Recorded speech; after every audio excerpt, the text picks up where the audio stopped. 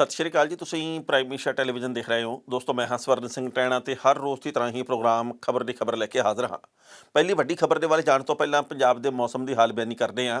ਲੰਘੇ ਕੱਲ੍ਹ ਪੰਜਾਬ ਦੇ ਵਿੱਚ ਲਗਭਗ 35 ਡਿਗਰੀ ਟੈਂਪਰੇਚਰ ਰਿਹਾ। ਘੱਟ ਤੋਂ ਘੱਟ ਤਾਪਮਾਨ 15 ਤੋਂ ਲੈ ਕੇ 16 ਡਿਗਰੀ ਤੱਕ। ਗਰਮੀ ਕੱਲ੍ਹ ਕਾਫੀ ਸੀ। ਮੌਸਮ ਵਿਭਾਗ ਦੇ ਵੱਲੋਂ ਇਹ ਗੱਲ ਕਹੀ ਗਈ ਹੈ ਕਿ ਆਉਂਦੇ 48 ਘੰਟਿਆਂ ਦੇ ਵਿੱਚ ਪੰਜਾਬ ਦਾ ਮੌਸਮ ਗਰਮ ਤੇ ਖੁਸ਼ਕ ਰਹਿਣਾ। ਕਿਸਾਨਾਂ ਦੇ ਵੱਲੋਂ ਲਗਾਤਾਰ ਮੰਗ ਕੀਤੀ ਜਾ ਰਹੀ ਹੈ, ਜਿਹੜੇ ਕਿ ਕੁਦਰਤ ਦੀ ਕਰੋਪੀ ਦੇ ਸ਼ਿਕਾਰ ਹੋਏ ਕਿਸਾਨ ਆ, ਜਿਨ੍ਹਾਂ ਦੀ ਫਸਲ ਚਾਦਰ ਦੇ ਵਾਂਗੂ ਵਿਛ ਗਈ ਹੈ ਖੇਤਾਂ ਦੇ ਵਿੱਚ। ਮੰਗ ਇਹ ਹੈਗੀ ਆ ਵੀ ਕੇਂਦਰ ਦੀ ਸਰਕਾਰ ਨੇ ਤਾਂ ਕੁਝ ਨਹੀਂ ਕਰਨਾ, ਚਲੋ ਸੂਬੇ ਦੀ ਸਰਕਾਰ ਹੀ ਸਾਨੂੰ ਯੋਗ ਢੁਕਵਾਂ ਮੁਆਵਜ਼ਾ ਦੇ ਦੇਵੇ। ਮੈਨੂੰ ਆਸ ਨਹੀਂ ਆ। ਹਾਲਾਂਕਿ ਵਿਰੋਧੀ ਪਾਰਟੀਆਂ ਦੇ ਵੱਲੋਂ ਵੀ ਇਹ ਗੱਲ ਕਹੀ ਜਾ ਰਹੀ ਹੈ ਸੂਬੇ ਦੀ ਸਰਕਾਰ ਨੂੰ ਕਿ ਤੁਸੀਂ ਭਾਈ ਛੇਤੀ ਛੇਤੀ ਗਰਦੌਰੀਆਂ ਕਰਵਾਓ, ਪਰ ਇਹ ਗਰਦੌਰੀਆਂ ਕਾਗਜ਼ਾਂ ਦੇ ਵਿੱਚ ਹੀ ਰਹਿ ਜਾਂਦੀਆਂ। ਬਹੁਤ ਵਾਰ ਅਸੀਂ ਦੇਖਿਆ ਮਿਲਦਾ ਮੁਲਦਾ ਕੁਝ ਨਹੀਂ ਗਾ। ਐਤਕੀ ਕੁਝ ਮਿਲ ਜਾਵੇ, ਕਿਸਾਨਾਂ ਦੀ ਝੋਲੀ ਭਰ ਜਾਵੇ, ਇਹਦੀ ਅਸੀਂ ਕਾਮਨਾ ਕਰਦੇ ਹਾਂ। ਪਰ ਹਾੜੀ ਦਾ ਜਿਹੜਾ ਇਹ ਸੀਜ਼ਨ ਆ, ਇਹ ਹੁਣ ਸਿਖਰ ਦੇ ਉੱਤੇ ਪਹੁੰਚਣ ਲੱਗਾ ਤੇ ਹਰ ਪਾਸੇ ਕਣਕ ਨੂੰ ਦਾਤੀ ਪੈ ਗਈ ਹੈ, ਜਾਂ ਆਪਾਂ ਕਹਿ ਦਈਏ ਵੀ ਹੋਰ 2-4-5 ਦਿਨਾਂ ਦੇ ਵਿੱਚ ਪੈ ਜਾਣੀ ਹੈ। ਥੋੜ੍ਹੀ ਜਿਹੀ 5-7 ਦਿਨਾਂ ਦੀ ਲੇਟ ਲਤੀਫੀ ਵੀ ਹੋਣੀ ਹੈ, ਕਿਉਂਕਿ ਮੀਂਹ ਪੈਣ ਦੇ ਕਰਕੇ ਤੇ ਕਣਕ ਡਿੱਗੀ ਵੀ ਹੈ ਤੇ ਕਣਕ ਸਲਾਬੀ ਵੀ ਗਈ ਹੈ। ਬਾਕੀ 10 ਤਰੀਕ ਤੋਂ ਪੰਜਾਬ ਦੇ ਵਿੱਚ ਖਰੀਦ ਦਾ ਕੰਮ ਸ਼ੁਰੂ ਹੋਣਾ। ਉਹਦੇ ਮੱਦੇਨਜ਼ਰ ਵੀ ਤਿਆਰੀਆਂ ਜਿਹੜੀਆਂ ਉਹ ਪੰਜਾਬ ਦੀ ਸਰਕਾਰ ਨੇ ਕਿਹਾ ਅਸੀਂ ਪੂਰੀਆਂ ਕਰ ਲਈਆਂ। ਪਰ ਕਿਸਾਨਾਂ ਦਾ ਇੱਕ ਹਿੱਸਾ ਇਸ ਗੱਲੋਂ ਨਿਰਾਸ਼ ਵੀ ਹੈ ਵੀ ਸਾਨੂੰ ਆਪਣੀ ਫਸਲ ਵੱਢ ਕੇ, ਸਾਨੂੰ ਆਪਣੀ ਕਣਕ ਵੱਢ ਕੇ ਤੇ ਦਾਣੇ ਜਿਹੜੇ ਘਰ ਦੇ ਵਿੱਚ ਲਿਆਉਣੇ ਪਏ, ਤੇ ਹੁਣ ਅਸੀਂ ਘਰ ਦੇ ਵਿੱਚੋਂ ਚੱਕ ਕੇ ਫਿਰ ਢੇਰੀਆਂ ਜਿਹੜੀਆਂ ਉਹ ਮੰਡੀ ਦੇ ਵਿੱਚ ਲੈ ਕੇ ਜਾਵਾਂਗੇ। ਸੋ ਵਕਤ ਦੱਸੂਗਾ ਕੀ ਬਣਦਾ। ਪੰਜਾਬ ਦੀ ਸਰਕਾਰ ਕੀ ਸਹੂਲਤਾਂ ਦਿੰਦੀ ਹੈ। ਆਮ ਤੌਰ ਦੇ ਉੱਤੇ ਸਹੂਲਤਾਂ ਦੇ ਵਿੱਚ ਕਮੀ ਪੇਸ਼ੀ ਹੁੰਦੀ ਹੈ ਮੰਡੀਆਂ ਦੇ ਵਿੱਚ ਵੀ, ਪਰ ਐਤਕੀ ਸਾਰਾ ਕੁਝ ਚੰਗਾ ਹੋਵੇ, ਇਹਦੀ ਅਸੀਂ ਕਾਮਨਾ ਕਰਦੇ ਹਾਂ। ਉਸ ਤੋਂ ਅਗਲੀ ਗੱਲ ਇਹ ਆ ਵੀ ਰਾਕੇਸ਼ ਟਕੈਤ ਹੋਰਾਂ ਦੇ ਵੱਲੋਂ ਕੱਲ੍ਹ ਇੱਕ ਵੱਡਾ ਤੇ ਤਿੱਖਾ ਬਿਆਨ ਦਿੱਤਾ ਗਿਆ। ਉਹਨਾਂ ਨੇ ਇਹ ਗੱਲ ਕਹੀ ਹੈ ਜੀ ਕਿ ਬੇਸ਼ੱਕ ਭਾਰਤ ਦੇ ਵਿੱਚ ਕਰੋਨਾ ਮਹਾਮਾਰੀ ਸਿਖਰ ਦੇ ਉੱਤੇ ਪਹੁੰਚ ਰਹੀ ਹੈ ਕੇਂਦਰ ਦੇ ਸਰਕਾਰ ਦੇ ਕਹਿਣ ਦੇ ਮੁਤਾਬਕ, ਪਰ ਅਸੀਂ ਡਰਨ ਵਾਲੇ ਨਹੀਂ ਹਾਂ। ਉਹਨਾਂ ਨੇ ਕਿਹਾ ਜੀ ਕਿ ਜਾਂ ਤਾਂ ਅਸੀਂ ਮਰ ਕੇ ਜਾਵਾਂਗੇ ਜਾਂ ਅਸੀਂ ਜਿੱਤ ਕੇ ਜਾਵਾਂਗੇ। ਕੇਂਦਰ ਦੀ ਸਰਕਾਰ ਕਈ ਤਰ੍ਹਾਂ ਦੇ ਛੜਯੰਤਰ ਵੀ ਰਚ ਰਹੀ ਹੈ। ਉਹਨਾਂ ਨੇ ਕਿਹਾ ਜੀ ਕਿ ਅਸੀਂ ਮੰਨਦੇ ਹਾਂ ਵੀ ਕਈ ਸੂਬਿਆਂ ਦੇ ਵਿੱਚ ਕਰੋਨਾ ਮਹਾਮਾਰੀ ਵੱਧ ਗਈ ਹੈ, ਪਰ ਜੇਕਰ ਇਹ ਚਾਹਵੇ ਕੇਂਦਰ ਦੀ ਸਰਕਾਰ ਕਿ ਕਰੋਨਾ ਦੇ ਨਾਂ ਦੇ ਉੱਤੇ ਅਸੀਂ ਕਿਸਾਨਾਂ ਨੂੰ ਘਰਾਂ ਨੂੰ ਤੋੜ ਦਿਆਂਗੇ, ਇਹ ਗੱਲ ਬਿਲਕੁਲ ਨਹੀਂ ਹੋਣੀ। ਜੇ ਉਹ ਅੜੇ ਹੋਏ ਆ ਤਾਂ ਅਸੀਂ ਵੀ ਅੜੇ ਤੇ ਖੜੇ ਹਾਂ। ਇਹ ਗੱਲ ਕਹੀਏ ਟਕੈਤ ਹੋਰਾਂ ਨੇ ਵੀ ਸਾਨੂੰ ਇਸ ਗੱਲ ਦੀ ਕੋਈ ਪਰਵਾਹ ਨਹੀਂ ਵੀ ਭਾਈ ਸਾਡਾ ਕੀ ਬਣੂਗਾ, ਪਰ ਸਾਨੂੰ ਇਸ ਗੱਲ ਦੀ ਬਹੁਤ ਪਰਵਾਹ ਵੀ ਸਾਡੀਆਂ ਆਉਂਦੀਆਂ ਨਸਲਾਂ ਦਾ ਕੀ ਬਣ ਸਕਦਾ ਜਾਂ ਕੇਂਦਰ ਦੀ ਸਰਕਾਰ ਨੇ ਕੀ ਬਣਾ ਦੇਣਾ। ਸੋ ਕਹਿਣ ਦਾ ਭਾਵ ਇਹ ਹੈ ਕਿ ਕਿਸਾਨ ਜੇਰੇ ਨਾਲ ਡਟੇ ਹੋਏ ਆ। ਪਰ ਮੇਰੇ ਮਨ ਦੇ ਵਿੱਚ ਕੁਝ ਇੱਕ ਹੋਰ ਵੀ ਗੱਲਾਂ ਆ ਰਹੀਆਂ। ਸਿਆਲ ਦੇ ਵਿੱਚ ਇੱਕ ਟਰਾਲੀ ਦੇ ਵਿੱਚ 5-5, 7-7, 10-10 ਜਣਿਆਂ ਦਾ ਸੌਣਾ ਸੌਖਾ। ਇੱਕ ਰਜਾਈ ਦੇ ਵਿੱਚ ਠੰਡ ਲੱਗੂ, ਆਪਾਂ ਦੂਜੀ ਲੈ ਲਾਂਗੇ। ਕੋਈ ਕੰਬਲ ਲੈ ਲੂਗਾ, ਕੋਈ ਕੰਬਲ ਥੱਲੇ ਵਿਛਾ ਲੂਗਾ, ਕੋਈ ਗਦੈਲਾ ਥੱਲੇ ਵਿਛਾ ਲੂਗਾ। ਪਰ ਗਰਮੀ ਦੇ ਇਸ ਮੌਸਮ ਦੇ ਵਿੱਚ ਜਦੋਂ 37 ਡਿਗਰੀ ਦੇ ਕਰੀਬ ਟੈਂਪਰੇਚਰ ਦਿੱਲੀ ਦੇ ਵਿੱਚ ਹੋ ਗਿਆ, ਉਸ ਵਕਤ ਉੱਥੇ ਬਹੁਤ ਵੱਟ ਨਿਕਲ ਰਹੇ ਆ। ਗਰਮੀ ਬਹੁਤ ਆ। ਮੇਰੇ ਕਈ ਦੋਸਤਾਂ ਨੇ ਮੈਨੂੰ ਦੱਸਿਆ ਵੀ ਜਿੰਨੀ ਗਰਮੀ ਆ ਉਹਦੇ ਨਾਲੋਂ ਵੱਧ ਉੱਥੇ ਦੁਖੀ ਬੰਦਾ ਮਹਿਸੂਸ ਉਦੋਂ ਕਰਦਾ ਜਦੋਂ ਮੱਛਰ ਸਤਾਉਂਦਾ। ਰਾਤ ਦੇ ਵੇਲੇ ਉੱਥੇ ਛੇਤੀ ਕਿਤੇ ਨੀਂਦ ਨਹੀਂ ਆਉਂਦੀ। ਮੇਰੇ ਕੁਝ ਦੋਸਤਾਂ ਨੇ ਗੱਲ ਕਹੀ ਹੈ। ਉਹ ਕਹਿੰਦੇ ਵੀ ਬੇਸ਼ੱਕ ਹੁਣ ਕਿਸਾਨਾਂ ਦੇ ਵੱਲੋਂ ਆਰਜ਼ੀ ਤੌਰ ਦੇ ਉੱਤੇ ਝੌਂਪੜੀਆਂ ਬਣਾਈਆਂ ਗਈਆਂ ਤੇ ਹੋਰ ਵੀ ਬਣਾਈਆਂ ਜਾ ਰਹੀਆਂ, ਜਿਨ੍ਹਾਂ ਦੇ ਉੱਤੇ 25,000 ਰੁਪਏ ਤੋਂ ਲੈ ਕੇ ਇੱਕ ਦੇ ਉੱਤੇ ਲੱਖ ਰੁਪਏ ਦਾ ਖਰਚਾ ਵੀ ਆ ਰਿਹਾ, ਕਿਉਂਕਿ ਉਹਦੇ ਵਿੱਚ ਵੀ ਸਾਰਾ ਕੁਝ ਕਰਨਾ। ਉਹਦੇ ਵਿੱਚ ਬਿਜਲੀ ਦੀ ਫਿਟਿੰਗ ਤੋਂ ਲੈ ਕੇ ਤੇ ਬਾਂਸਾਂ ਦੇ ਨਾਲ ਢਾਂਚਾ ਖੜਾ ਕਰਨ ਤੋਂ ਲੈ ਕੇ ਪਰਾਲੀ ਤੇ ਹੋਰ ਸਾਰਾ ਕੁਝ ਉਹਦੇ ਵਿੱਚ ਫਿੱਟ ਕਰਨਾ। ਸੋ ਸਹੂਲਤਾਂ ਉੱਥੇ ਹੋਰ ਵੀ ਪੈਦਾ ਕਰਨੀਆਂ, ਪਰ ਇਸ ਦੇ ਬਾਵਜੂਦ ਕਿਸਾਨ ਡਟੇ ਹੋਏ ਆ ਤੇ ਡਟੇ ਰਹਿਣਗੇ। ਬਾਰਡਰਾਂ ਦੇ ਉੱਤੇ ਇਕੱਠ ਆ ਜਿਹੜਾ ਕਿਸਾਨਾਂ ਦਾ, ਗਿਣਤੀ ਆ ਭਾਵੇਂ ਥੋੜ੍ਹੀ ਜਿਹੀ ਘਟੀ ਵੀ ਹੈ, ਇਹਦੇ ਵਿੱਚ ਕੋਈ ਦੋ ਰਾਇਆ ਨਹੀਂ, ਪਰ ਉਹਦਾ ਕਾਰਨ ਇਹ ਆ ਵੀ ਕਿਸਾਨ ਇਸ ਵਕਤ ਵਾਢੀ ਦੇ ਵਿੱਚ ਆ ਕੇ ਲੱਗ ਗਏ ਆ।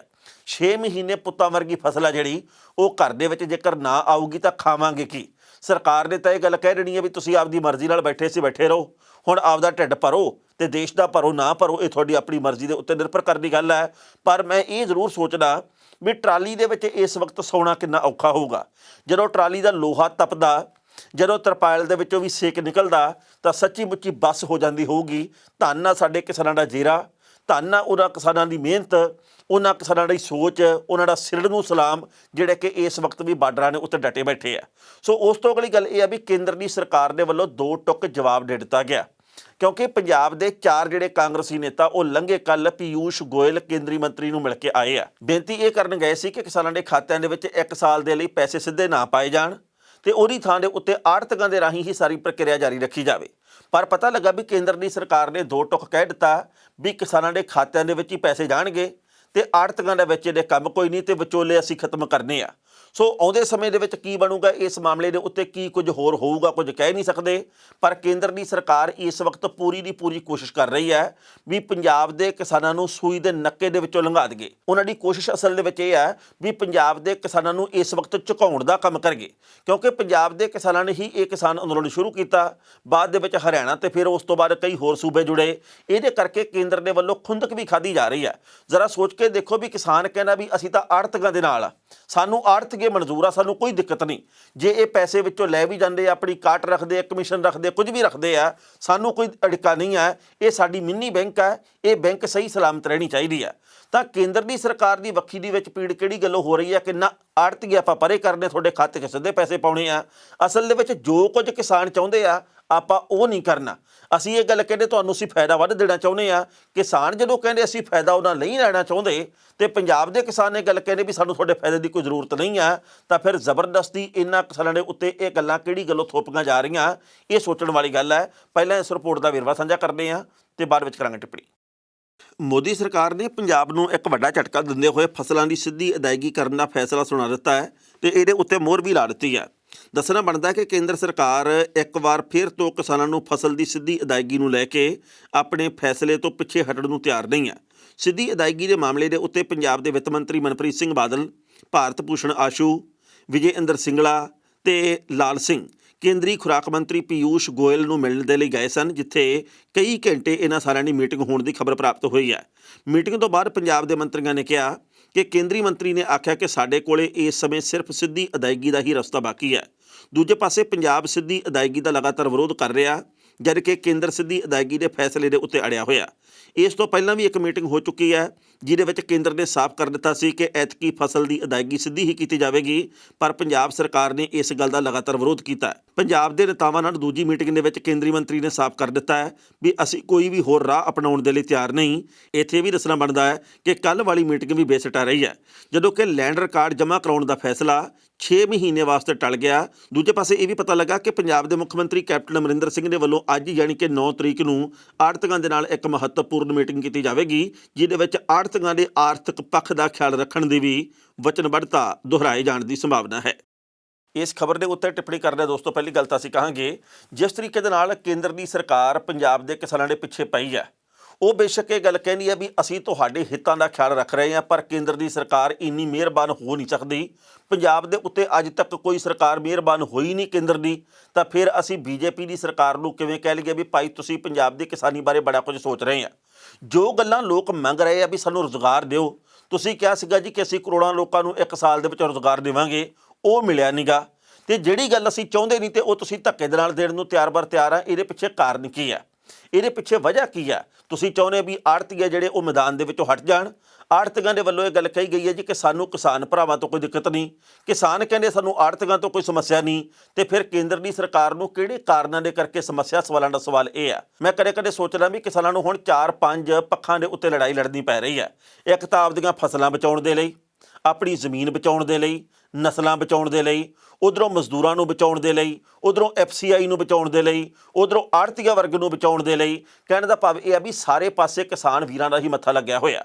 ਸੋ ਜਿਹੜੇ ਵੀ ਭਾਰਤ ਦੇ ਵਿੱਚ ਲੋਕ ਇਹ ਗੱਲ ਕਹਿੰਦੇ ਆ ਵੀ ਅਸੀਂ ਕਿਹੜਾ ਕਿਸਾਨ ਆ, ਸਾਨੂੰ ਕੀ ਫਰਕ ਪੈਂਦਾ ਇਸ ਕਿਸਾਨ ਅੰਦੋਲਨ ਦਾ, ਤਾਂ ਕੋਈ ਮਤਲਬ ਨਹੀਂ ਹੈਗਾ। ਉਹਨਾਂ ਨੂੰ ਬੇਨਤੀ ਮੇਰੀ ਇਹ ਆ ਨਿੱਜੀ ਤੌਰ ਦੇ ਉੱਤੇ ਵੀ ਕਿਸਾਨ ਦੇ ਕੋਲੇ ਤਾਂ ਇੰਨੀ ਕੁ ਜ਼ਮੀਨ ਹੈਗੀ, ਭਾਵੇਂ ਕਿਸੇ ਕੋਲੇ 6 ਕਨਾਲ ਹੋਵੇ ਤੇ ਭਾਵੇਂ ਕਿਸੇ ਕੋਲੇ 6 ਕਿੱਲੇ ਹੋਵੇ ਤੇ ਭਾਵੇਂ 60 ਕਿੱਲੇ, ਉਹ ਤਾਂ ਆਪਦੇ ਜੋਗੇ ਆਪੇ ਦਾਣੇ ਪੈਦਾ ਕਰਕੇ ਖਾ ਲੂਗਾ। ਪਰ ਸਭ ਤੋਂ ਵੱਧ ਨੁਕਸਾਨ ਉਹਨਾਂ ਲੋਕਾਂ ਦਾ ਹੀ ਹੋਣਾ ਜਿਹੜੇ ਲੋਕਾਂ ਦੇ ਕੋਲੇ ਜ਼ਮੀਨ ਹੈ ਨਹੀਂ, ਜਿਹੜੇ ਲੋਕ ਅੱਜ ਟਿਚਰਾਂ ਕਰਦੇ, ਕੱਛਾਂ ਵਜਾਉਂਦੇ, ਸਭ ਤੋਂ ਵੱਧ ਨੁਕਸਾਨ ਉਹਨਾਂ ਦਾ ਹੋਣਾ।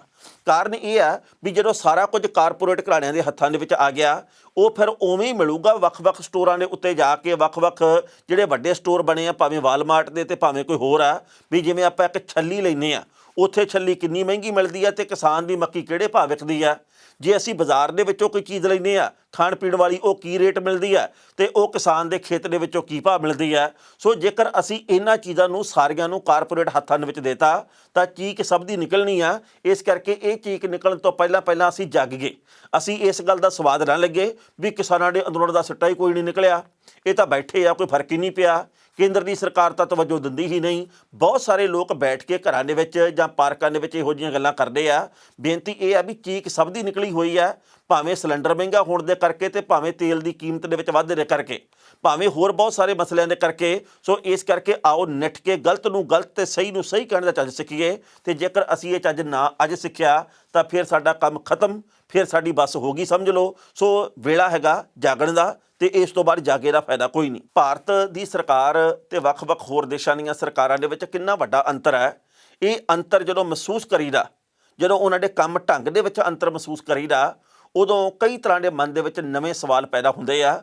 ਪਰ ਜੇਕਰ ਉਹ ਸਵਾਲ ਇੱਥੇ ਕਰ ਦੇਈਏ ਸਾਫ਼ ਤੇ ਸਪਸ਼ਟ, ਫਿਰ ਕਈ ਲੰਬੜਦਾਰ ਉੱਠਦੇ ਕਹਿੰਦੇ ਨੇ ਜੀ ਇਹ ਤਾਂ ਦੇਸ਼ ਧਰੋਹੀ ਹਨ, ਇਹ ਤਾਂ ਲੋਕਤੰਤਰ ਨੂੰ ਖਤਰਾ ਪੈਦਾ ਕਰਦੇ ਹਨ। ਇੱਥੇ ਸੱਚ ਬੋਲਣਾ ਤੇ ਸੱਚ ਸੁਣਨਾ ਇਹ ਬਹੁਤ ਵੱਡਾ ਔਖਾ ਕੰਮ ਹੋਇਆ ਪਿਆ।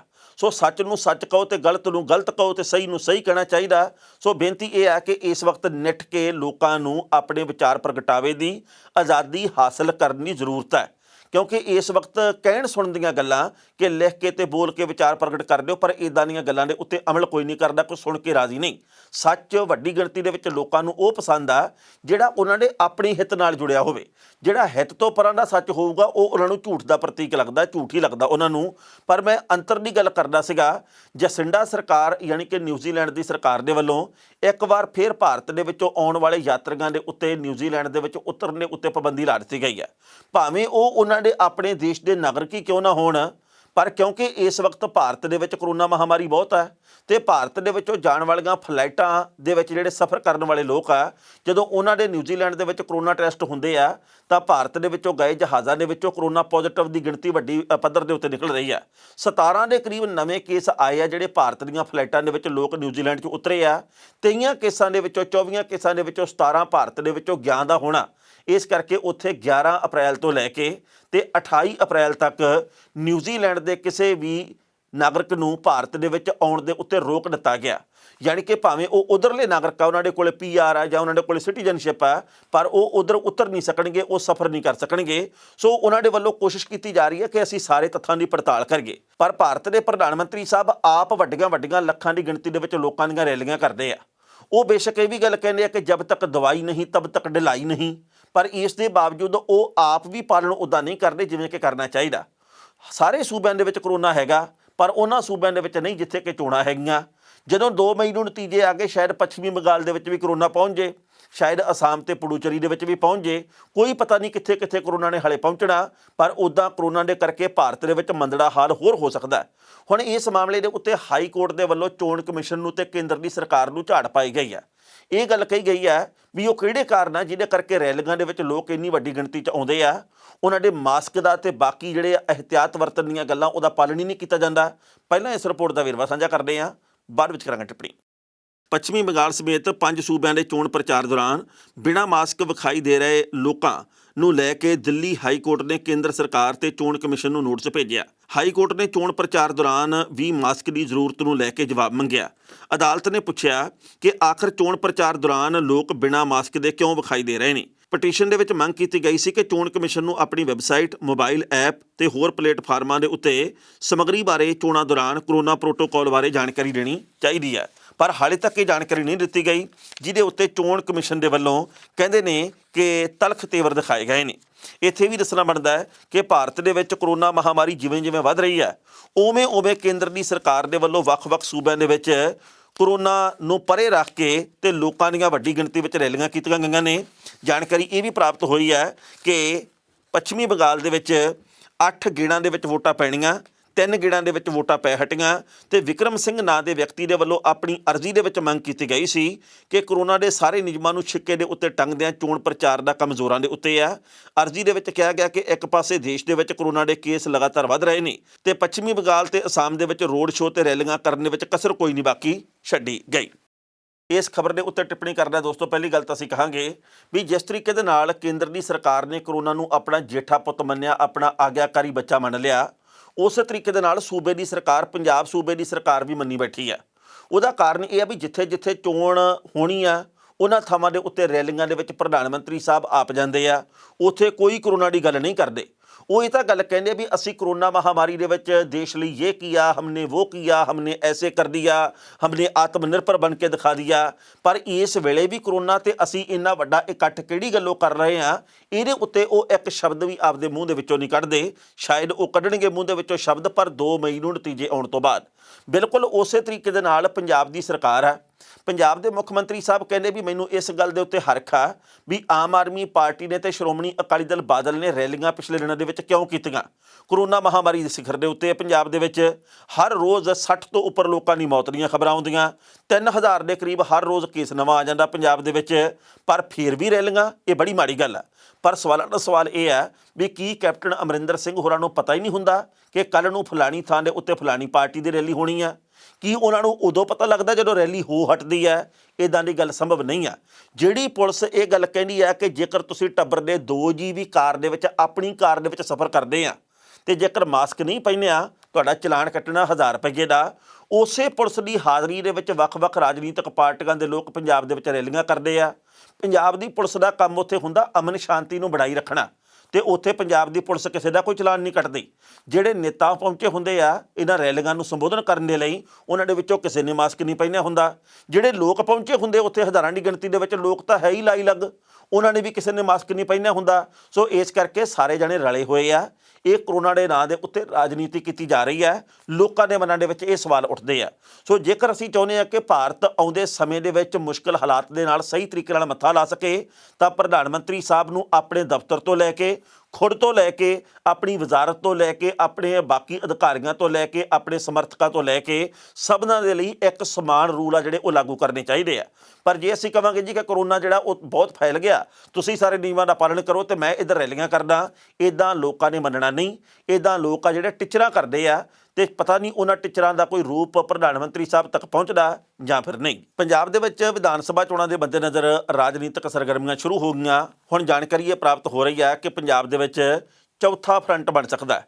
ਪੰਜਾਬ ਦੇ ਵਿੱਚ ਤੀਜਾ, ਚੌਥਾ, ਪੰਜਵਾਂ, ਪਤਾ ਨਹੀਂ ਕਿੰਨੇ ਫਰੰਟ ਬਣਦੇ ਹੁੰਦੇ ਚੋਣਾਂ ਤੋਂ ਪਹਿਲਾਂ, ਪਰ ਇਹ ਕਾਮਯਾਬ ਕਦੇ ਹੋਏ ਨਹੀਂ। ਉਹਦਾ ਕਾਰਨ ਕੀ ਹੈ ਕਿ ਬਹੁਤ ਵੱਡੇ ਪੱਧਰ ਦੇ ਉੱਤੇ ਚਾਅ ਵੀ ਹੁੰਦੇ ਆ, ਬਹੁਤ ਵੱਡੇ ਪੱਧਰ 'ਤੇ ਯੋਜਨਾਵਾਂ ਵੀ ਹੁੰਦੀਆਂ, ਪਰ ਮੌਕੇ ਦੇ ਉੱਤੇ ਆ ਕੇ ਵੀ ਅਗਵਾਈ ਕੌਣ ਕਰੂ ਤੇ ਮੁਖੀ ਕੌਣ ਹੋਊ ਤੇ ਮੁੱਖ ਮੰਤਰੀ ਕੌਣ ਹੋਊ, ਇਸ ਗੱਲ ਦੇ ਉੱਤੇ ਸਿੰਘ ਫਸ ਜਾਂਦੇ ਆ।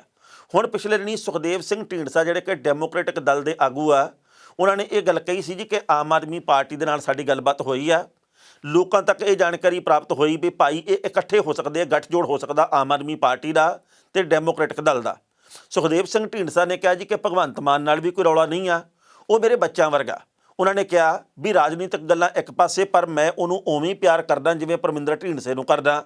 ਤੇ ਇਸ ਗੱਲ ਦੀਆਂ ਕਨਸੂਆਂ ਵੱਧ ਗਈਆਂ ਬਈ ਨਵਜੋਤ ਸਿੰਘ ਸਿੱਧੂ, ਬੈਂਸ ਭਰਾ, ਢੀਂਡਸਾ ਗਰੁੱਪ, ਆਮ ਆਦਮੀ ਪਾਰਟੀ ਵਾਲੇ ਸਾਰੇ ਇਕੱਠੇ ਹੋ ਜਾਣਗੇ, ਹੰਭਲਾ ਮਾਰਨਗੇ ਇੱਕ ਵਾਰ ਫਿਰ ਕੁਝ ਨਾ ਕੁਝ ਕਰਕੇ ਦਿਖਾਉਣ ਦਾ। ਪਰ ਇਸੇ ਦਰਮਿਆਨ ਹਰਪਾਲ ਸਿੰਘ ਚੀਮਾ ਦਾ ਇੱਕ ਬਿਆਨ ਆ ਗਿਆ। ਉਹ ਕਹਿੰਦੇ ਵੀ ਜੇਕਰ ਆਪਦੀ ਪਾਰਟੀ ਛੱਡ ਕੇ ਸਾਡੀ ਪਾਰਟੀ ਦੇ ਵਿੱਚ ਆਉਣਾ ਚਾਹੁਣ ਢੀਂਡਸਾ ਹੋਰੀ ਜਾਂ ਕੋਈ ਵੀ ਹੋਰ, ਫਿਰ ਤਾਂ ਜੀ ਆਇਆਂ ਨੂੰ, ਪਰ ਆਮ ਆਦਮੀ ਪਾਰਟੀ ਨੇ ਪੰਜਾਬ ਦੇ ਵਿੱਚ ਕਿਸੇ ਨਾਲ ਗੱਠਜੋੜ ਨਹੀਂ ਕਰਨਾ। ਸੋ ਸਮੇਂ ਦੀ ਲੋੜ ਤਾਂ ਇਹ ਹੈ ਵੀ ਗੱਠਜੋੜ ਕਰ ਵੀ ਲਿਆ ਜਾਵੇ, ਪਰ ਨਹੀਂ ਕਰਦੇ ਤਾਂ ਪਤਾ ਨਹੀਂ ਕਿਹੋ ਜਿਹੇ ਨਤੀਜੇ ਆਉਣਗੇ। ਪਹਿਲਾਂ ਇਸ ਰਿਪੋਰਟ ਦਾ ਸੰਖੇਪ ਦੇ ਵਿੱਚ ਵੇਰਵਾ ਤੇ ਬਾਅਦ ਵਿੱਚ ਕਰਾਂਗੇ ਟਿੱਪਣੀ। ਆਮ ਆਦਮੀ ਪਾਰਟੀ ਤੇ ਅਕਾਲੀ ਦਲ ਡੈਮੋਕ੍ਰੈਟਿਕ ਦੇ ਹੋ ਰਹੇ ਗੱਠਜੋੜ ਬਾਰੇ ਆਈਆਂ ਖਬਰਾਂ ਤੇ ਸਪਸ਼ਟੀਕਰਨ ਦਿੰਦੇ ਹੋਏ ਹਰਪਾਲ ਸਿੰਘ ਚੀਮਾ ਨੇ ਕਿਹਾ ਕਿ ਆਮ ਆਦਮੀ ਪਾਰਟੀ ਦੇ ਸੀਨੀਅਰ ਆਗੂ ਤੇ ਪੰਜਾਬ ਦੇ ਸਹਿ ਪ੍ਰਭਾਰੀ ਰਾਘਵ ਚੱਡਾ ਤੇ ਸ਼੍ਰੋਮਣੀ ਅਕਾਲੀ ਦਲ ਡੈਮੋਕ੍ਰੈਟਿਕ ਦੇ ਸੀਨੀਅਰ ਆਗੂ ਸੁਖਦੇਵ ਸਿੰਘ ਢੀਂਡਸਾ ਦਰਮਿਆਨ ਮੀਟਿੰਗ ਹੋਈ ਹੈ। ਇਹਦੇ ਵਿੱਚ ਕਿਸੇ ਗੱਠਜੋੜ ਦੀ ਥਾਂ ਤੇ ਸ਼੍ਰੋਮਣੀ ਅਕਾਲੀ ਦਲ ਡੈਮੋਕ੍ਰੈਟਿਕ ਦੇ ਆਗੂਆਂ ਨੂੰ ਆਮ ਆਦਮੀ ਪਾਰਟੀ ਜੁਆਇਨ ਕਰਨ ਬਾਰੇ ਵਿਚਾਰ ਵਟਾਂਦਰੇ ਕੀਤੇ ਗਏ ਨੇ। ਉਹਨਾਂ ਨੇ ਕਿਹਾ ਕਿ ਆਮ ਆਦਮੀ ਪਾਰਟੀ ਸ਼੍ਰੋਮਣੀ ਅਕਾਲੀ ਦਲ ਡੈਮੋਕ੍ਰੈਟਿਕ ਨਾਲ ਕਿਸੇ ਤਰ੍ਹਾਂ ਦਾ ਅਲਾਇੰਸ ਨਹੀਂ ਕਰੇਗੀ, ਬਲਕਿ ਢੀਂਡਸਾ ਸਮੇਤ ਸਾਰੇ ਆਗੂ ਜਲਦ ਹੀ ਆਮ ਆਦਮੀ ਪਾਰਟੀ ਨੂੰ ਜੁਆਇਨ ਕਰਨਗੇ। ਚੀਮਾ ਨੇ ਕਿਹਾ ਕਿ ਆਮ ਆਦਮੀ ਪਾਰਟੀ ਤੇ ਡੈਮੋਕ੍ਰੈਟਿਕ ਦਲ ਦੋਵੇਂ ਪੰਜਾਬ ਨੂੰ ਬਚਾਉਣ ਦੇ ਲਈ ਕਾਰਜ ਕਰ ਰਹੇ ਨੇ, ਇਸ ਲਈ ਉਹ ਇੱਕ ਪਲੇਟਫਾਰਮ ਦੇ ਉੱਤੇ ਆ ਕੇ ਆਵਾਜ਼ ਬੁਲੰਦ ਕਰਨਗੇ ਤਾਂ ਜੋ ਪੰਜਾਬ ਦੇ ਵਿੱਚ ਪਿਛਲੇ ਲੰਮੇ ਸਮੇਂ ਤੋਂ ਵੱਖ-ਵੱਖ ਸਰਕਾਰਾਂ ਵੱਲੋਂ ਲੋਕਾਂ ਨਾਲ ਕੀਤੇ ਗਏ ਧੱਕੇ ਦਾ ਹਿਸਾਬ ਲਿਆ ਜਾ ਸਕੇ। ਚੀਮਾ ਨੇ ਕਿਹਾ ਕਿ ਸੁਖਦੇਵ ਸਿੰਘ ਢੀਂਡਸਾ ਆਮ ਆਦਮੀ ਪਾਰਟੀ ਜੁਆਇਨ ਕਰਨ ਬਾਰੇ ਕਾਫੀ ਸਕਾਰਾਤਮਕ ਨੇ ਤੇ ਉਹ ਇਸ ਬਾਬਤ ਜਲਦ ਹੀ ਕੋਈ ਫੈਸਲਾ ਲੈਣਗੇ। ਇਸ ਖਬਰ ਦੇ ਉੱਤੇ ਟਿੱਪਣੀ ਕਰਦੇ ਦੋਸਤੋ, ਪਹਿਲੀ ਗੱਲ ਤਾਂ ਅਸੀਂ ਕਹਾਂਗੇ, ਜਦੋਂ ਚੀਮਾ ਸਾਹਿਬ ਇਹ ਗੱਲ ਕਹਿੰਦੇ ਆ ਵੀ ਕਿਸੇ ਪਾਰਟੀ ਦੇ ਨਾਲ ਗੱਠਜੋੜ ਤਾਂ ਪੰਜਾਬ ਦੇ ਵਿੱਚ ਨਹੀਂ ਹੋਣਾ ਤੇ ਢੀਂਡਸਾ ਸਾਹਿਬ ਸਾਡੇ ਵਾਲੇ ਪਾਸੇ ਆਉਣ ਨੂੰ ਤਿਆਰ ਆ ਤੇ ਪੰਜਾਬ ਨੂੰ ਬਚਾਉਣ ਦੇ ਲਈ ਅਸੀਂ ਵੀ ਤਿਆਰ ਬਰ ਤਿਆਰ ਆ ਤੇ ਪੰਜਾਬ ਨੂੰ ਬਚਾਉਣ ਦੇ ਲਈ ਉਹ ਵੀ ਯਤਨਸ਼ੀਲ ਆ ਢੀਂਡਸਾ ਹੋਰੀ, ਤਾਂ ਫਿਰ ਮਨ ਦੇ ਵਿੱਚ ਸਵਾਲ ਇਹ ਪੈਦਾ ਹੁੰਦਾ ਵੀ ਜੇਕਰ ਮਸਲਾ ਹੀ ਪੰਜਾਬ ਨੂੰ ਬਚਾਉਣ ਦਾ ਤੇ ਫਿਰ ਤਾਂ ਭਾਵੇਂ ਇਕੱਠੇ ਹੋ ਕੇ ਜੋ ਮਰਜ਼ੀ ਕਰ ਲਓ ਤੇ ਫਿਰ ਤਾਂ ਇਹ ਰੌਲਾ ਹੀ ਨਹੀਂ ਰਹਿਣਾ ਚਾਹੀਦਾ ਵੀ ਆਪਾਂ ਇਹਦੇ ਨਾਲ ਮਿਲ ਕੇ ਨਹੀਂ ਚੱਲਣਾ ਤੇ ਇਹਨੂੰ ਆਪਾਂ ਪਾਰਟੀ 'ਚ ਸ਼ਾਮਲ ਕਰ ਲੈਣਾ, ਇਹਦੇ ਨਾਲ ਗੱਠਜੋੜ ਨਹੀਂ ਕਰਨਾ। ਫਿਰ ਤਾਂ ਗੱਠਜੋੜ ਦੀਆਂ ਗੱਲਾਂ ਛੋਟੀਆਂ ਰਹਿ ਜਾਂਦੀਆਂ ਤੇ ਪੰਜਾਬ ਦੇ ਹਿੱਤ ਵੱਡੇ ਰਹਿ ਜਾਂਦੇ ਆ। ਸੋ ਵਕਤ ਦੱਸੂਗਾ ਕੀ ਬਣਦਾ, ਪਰ ਇਸ ਵਕਤ ਚੌਧਰਪੁਣੇ ਦੀ ਚੱਕਰ ਵੀ ਆ ਤੇ ਇਹ ਵੀ ਮੰਨਿਆ ਜਾ ਰਿਹਾ, ਰਾਜਨੀਤਿਕ ਮਾਹਿਰ ਇਹ ਗੱਲ ਕਰਦੇ ਆ ਵੀ ਜੇਕਰ ਇਹ ਗੱਠਜੋੜ ਹੋ ਜਾਂਦਾ, ਮਹਾਂ ਗੱਠਜੋੜ ਜੇਕਰ ਫਿਰ ਬਣ ਜਾਂਦਾ, ਇਹਦੇ ਵਿੱਚ ਅਗਵਾਈ ਕਰਨ ਵਾਲਾ ਬੰਦਾ ਕੌਣ ਹੋਊਗਾ, ਇਸ ਮੁੱਦੇ ਦੇ ਉੱਤੇ ਫਿਰ ਰੇੜਕਾ ਪੈ ਸਕਦਾ। ਜੇਕਰ ਹੁਣ 4-5 ਪਾਰਟੀਆਂ ਦੇ ਆਗੂ ਆਪਸ ਦੇ ਵਿੱਚ ਇਕੱਠੇ ਹੋ ਜਾਣਗੇ, ਮੰਨ ਲਓ ਇਕੱਠੇ ਹੋ ਜਾਣਗੇ, ਤਾਂ ਫਿਰ ਪੰਜਾਬ ਦੇ ਵਿੱਚ ਆਉਂਦੇ ਸਮੇਂ ਦੇ ਵਿੱਚ ਮੁੱਖ ਮੰਤਰੀ ਦਾ ਚਿਹਰਾ ਕੌਣ ਹੋਊਗਾ, ਕਿਉਂਕਿ ਇਸ ਵਕਤ ਤੁਰਦੇ ਫਿਰਦੇ ਮੁੱਖ ਮੰਤਰੀ ਪੰਜਾਬ ਦੇ ਵਿੱਚ ਬਹੁਤ ਸਾਰੇ ਆ। ਉਹਨਾਂ ਦੀ ਇੱਛਾ ਹੈਗੀ ਹੈ ਜੀ ਕਿ ਅਸੀਂ ਕੁਝ ਨਾ ਕੁਝ ਕਰ ਦਿਖਾਈਏ। ਅਸੀਂ ਵੀ ਚਾਹੁੰਦੇ ਹਾਂ ਕਿ ਪੰਜਾਬ ਪੱਖੀ ਬੰਦੇ ਪੰਜਾਬ ਦੇ ਲਈ ਕੁਝ ਕਰਕੇ ਦਿਖਾਉਣ, ਪੰਜਾਬ ਦੇ ਵਿੱਚ ਕੁਝ ਨਵਾਂ ਹੋਵੇ। ਪਰ ਗੱਲ ਇਹ ਹੈ ਵੀ ਜਦੋਂ ਇੱਕ ਦੂਜੇ ਦੀਆਂ ਲੱਤਾਂ ਖਿੱਚਣੀਆਂ ਤੇ ਸ਼ੁਰੂਆਤ ਦੇ ਮੌਕੇ ਹੀ ਇੱਕ ਦੂਜੇ ਦੇ ਖਿਲਾਫ ਬਿਆਨ ਆਉਣੇ ਸ਼ੁਰੂ ਹੋ ਜਾਣਗੇ ਤਾਂ ਫਿਰ ਆਸਾਂ ਲੋਕਾਂ ਦੀਆਂ ਕਿਵੇਂ ਵੱਜਣਗੀਆਂ। ਸੋ ਲੋੜ ਆ ਇਸ ਵਕਤ ਪੰਜਾਬ ਨੂੰ ਬਚਾਉਣ ਦੀ। ਅਹੁਦੇਦਾਰੀਆਂ ਮੈਂ ਆਹ ਬਣਨਾ ਤੇ ਮੈਂ ਉਹ ਬਣਨਾ ਤੇ ਗੱਠਜੋੜ ਇਹਦੇ ਨਾਲ ਕਰਨਾ ਤੇ ਇਹਦੇ ਨਾਲ ਨਹੀਂ ਕਰਨਾ, ਇਹ ਗੱਲਾਂ ਬਹੁਤ ਬੌਣੀਆਂ ਰਹਿ ਜਾਂਦੀਆਂ ਪੰਜਾਬ ਦੇ ਹਿੱਤਾਂ ਦੇ ਅੱਗੇ। ਖਬਰਾਂ ਦੋਸਤੋ ਕਈ ਹੋਰ ਵੀ ਸਨ, ਪਰ ਜੋ ਵਕਤ ਦੀ ਘਾਟ ਰੁਕਣ ਦਾ ਇਸ਼ਾਰਾ ਕਰ ਰਹੀ ਹੈ। ਕੱਲ੍ਹ ਨੂੰ ਇਸੇ ਵੇਲੇ ਖਬਰ ਦੀ ਖਬਰ ਲੈ ਕੇ ਫਿਰ ਹਾਜ਼ਰ ਹੋਵਾਂਗੇ। ਉਦੋਂ ਤੱਕ ਲਈ ਆਗਿਆ ਦਿਓ। ਬਹੁਤ ਬਹੁਤ ਮਿਹਰਬਾਨੀ।